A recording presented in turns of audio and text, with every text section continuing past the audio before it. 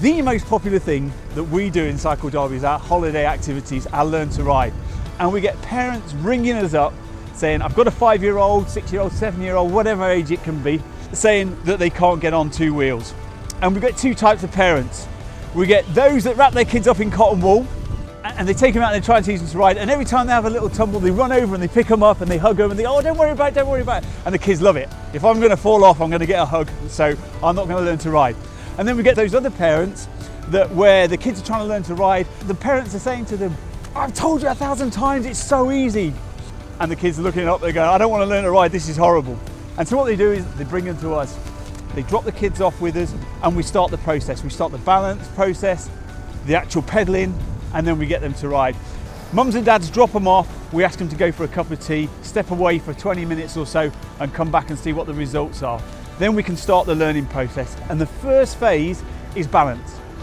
Whether it's taking the pedals off their own bikes or whether it's borrowing one of our balance bikes, doesn't really matter. What we're trying to achieve is the kids scooting along, lifting the feet off the floor for about 3 seconds. Once they can do that, then they can ride a bike. They don't realise it, but that's the very first stage of riding a bike. Pedals go back on and we teach them the process of pushing down, getting the pedals moving, getting the circular motion, and then just building it up. And it's in small little stages. First it might be a couple of feet, then they come back, have another go, have a breather, have another go, and keep building it up until eventually they're bombing around.